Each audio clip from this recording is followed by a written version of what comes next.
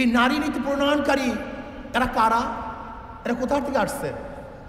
এরা ওই টান বাজারে জন্ম হওয়া লোকগুলি, ওই টান বাজারে জন্ম হওয়া নারীরা একজন ভদ্র বিশিষ্ট সতী নারীদের আইন প্রণয়ন করে কিভাবে? ওই নারীগুলি আমার স্ত্রীর আইন প্রণয়ন করে কিভাবে? ওই নারীগুলি আমার মায়ের আইন প্রণয়ন করে কিভাবে? ওই নারীগুলি আমার মেয়ের আইন প্রণয়ন করে কিভাবে? আমার মেয়ে সতী, আমার স্ত্রী সতী, আমার মা সতী, সে একজন নারী। আমার মায়ের, আমার বোনের, আমার মেয়ের, আমার ফুফির, আমার নানির, আমার খালার আইন ওই বেশ্যারা করবে কিভাবে? ওই বেশ্যাগুলি সাহস কোথায় পেয়েছে? নারী নীতি, ওটা নারী নীতি নয়, বেশ্যা নীতি। আমি প্রথম যখন ইউনূস সরকারের সাথে দেখা করতে গেছিলাম, এই আমার সামনে আছে আমাদের মহাসচিব, যুগ্ম মহাসচিব, অনেক কথাবার্তা বলার পরে আমি স্পেশাল বলেছিলাম, জনাব কোনো অবস্থাতেই পাশ্চাত্যদের কোনো আদর্শ নীতি সংস্কৃতি আমাদেরকে চাপিয়ে দিবেন না। আমার আগেই সন্দেহ ছিল, আমি আগেই সন্দেহ করতাম। আজকে আমাদের মা বোনদেরকে আপনি আমাদের মা বোনদের বানাবেন, আমাদের পুরুষদেরকে লুচ্চা বানাবেন। বলতে পারেন হুজুর যৌনকর্মী বললেন না কেন, যৌন শিল্পী বললেন না কেন, পতিতা বললেন না কেন, এই খারাপ শব্দ ব্যবহার করলেন না কেন? বলতে পারেন। আমি তো মনে করি শয়তানেরা, দুষ্টরা এই সমস্ত খারাপ শব্দগুলিকে ভালো শব্দের দ্বারা পরিবর্তন করে ওদেরকে এই কাজে লিপ্ত করতে চায়। সমাজের মধ্যে শব্দগুলি কেন আসছে? সমাজের মধ্যে শব্দগুলি কেন সৃষ্টি করা হয়েছে? সমাজের মধ্যে খারাপ শব্দগুলি কেন চয়ন করা হয়েছে? চোর কি আপনি কি বলবেন? ডাকাত কি বলবেন? খুনি কি বলবেন? ধর্ষক কি বলবেন? এই শব্দগুলি কেন প্রয়োগ করা হয়েছে? যেন মানুষ এই কাজগুলি না করে, মানুষ যেন এই কাজগুলিকে ঘৃণা করে। আপনি খারাপ কাজের সুন্দর সুন্দর শব্দ প্রয়োগ করে ওই খারাপ কাজকে ভালো বানাবার চক্রান্ত করতেছেন, এইটাই বড় শয়তানি। এই নারী নীতি প্রণয়নকারী এরা কারা? এরা কোথা থেকে আসছে? এরা ওই টান বাজারে জন্ম হওয়া লোকগুলি, ওই টান বাজারে জন্ম হওয়া নারীরা একজন ভদ্র বিশিষ্ট সতী নারীদের আইন প্রণয়ন করে কিভাবে? ওই নারীগুলি আমার স্ত্রীর আইন প্রণয়ন করে কিভাবে? ওই নারীগুলি আমার মায়ের আইন প্রণয়ন করে কিভাবে? ওই নারীগুলি আমার মেয়ের আইন প্রণয়ন করে কিভাবে? আমার মেয়ে সতী, আমার স্ত্রী সতী, আমার মা সতী, সে একজন নারী। আমার মায়ের, আমার বোনের, আমার মেয়ের, আমার ফুফির, আমার নানির, আমার খালার আইন ওই বেশ্যারা করবে কিভাবে? ওই বেশ্যাগুলি সাহস কোথায় পেয়েছে? আমি বিশ্বাস করি এই বিশাল চক্রান্ত চলতেছে। ইউনূস সরকারের কে হটাবার এটা চক্রান্ত।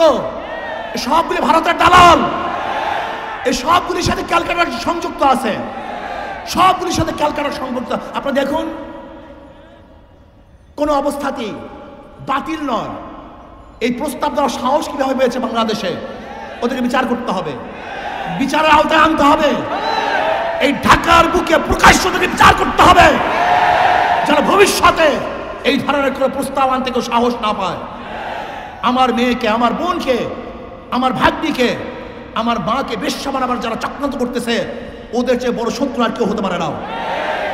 নারী নীতির প্রত্যেকটা পৃষ্ঠায় পৃষ্ঠায় ধর্ম বিরোধিতা করা হয়েছে, প্রত্যেকটা পৃষ্ঠায় পৃষ্ঠায় ধর্মকে অপমান করা হয়েছে, প্রত্যেকটা পৃষ্ঠায় পৃষ্ঠায় এই বাঙালি জাতি সংস্কৃতিকে ধ্বংস করে নতুন এক বিদেশি চক্রান্তকে বাস্তবায়ন করার চক্রান্ত চলতেছে।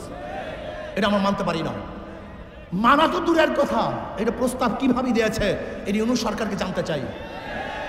আজকে বাংলাদেশের সবচেয়ে বেশি সংস্কারের পক্ষে এবং এই সরকার যেন সময় পায় সংস্কারের জন্য, ইসলামী আন্দোলন বাংলাদেশ সবচেয়ে বেশি ভূমিকা পালন করতেছে। তারা প্রথমে যে কথা বলছে, আজও সেই কথা বলছে। আপনাকে সুখে থাকতে কি ভূতে কিলায় নাকি? আপনাকে ভূত পেয়েছে? আপনাকে ভূতে কিলায়? যদি ভূতে পেয়ে থেকে এমন কিলায় শুরু করবো, আপনি টিকতে পারবেন না এক মুহূর্ত। বিয়াকুব নাকি? যেখানে আমরা সবচেয়ে বেশি এদের জন্য ভূমিকা পালন করতেছি, আর উনি ইসলামকে জলাঞ্জলি দিয়ে মনে করছে উনি কিছু দেখাইলেই সবাই বাহবা দিবে। বাংলাদেশের মানুষ চিনেন? এই যে দেখছেন মেট্রো রেল শেখ হাসিনা করছে, মনেও কেউ করে না। যমুনা ব্রিজ করছে, একবার কেউ ভুলে উচ্চারণ করে না। ওনার উন্নয়নের কথা সবাই ভুলে গেছে। বাংলাদেশের মানুষ চিনেন আপনি? ইসলামকে বাদ দিয়ে, ধর্মকে বাদ দিয়ে আপনি যদি গোটা বাংলাদেশের স্বর্ণ দিয়ে বান দিয়ে দেন, স্বর্ণ, প্রত্যেকটা মানুষের শরীরে যদি স্বর্ণের পোশাক থাকে, প্রত্যেকটা বাড়ি যদি মরমার পাথরের থাকে, আর আপনি একদিন ধর্মের বিরোধিতা করবেন, ওই সমস্ত পাথর আর সমস্ত স্বর্ণ আপনার মুখের মধ্যে ছুঁড়ে ফেলবে মানুষ, ছুঁড়ে ফেলবে, থুক মারবে আপনার মুখের মধ্যে, থুক মারবে আপনার মুখের মধ্যে, থুক মারবে বাংলাদেশের মানুষ আপনার মুখের মধ্যে।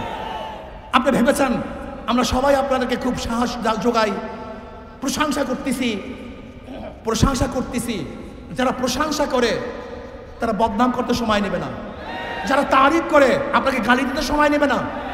খবরদার, ওই বেশ্যা কমিশনদেরকে আইনের আওতায় নিয়ে আসেন, ওদেরকে বিচারের আওতায় নিয়ে আসেন। আমি অভদ্র ব্যবহার করতেছি, অভদ্র ভাষা ব্যবহার করতেছি অভদ্রতার জন্য। এখানে আমি কোনো সুভদ্র ভালো ভাষা ব্যবহারই করতে চাই না। এবং ইউনূস সরকারের পায়ের নিচের থেকে মাটি সরাবার ষড়যন্ত্র অর্থ চলছে, অনেকটা অগ্রসরও হয়ে গেছে।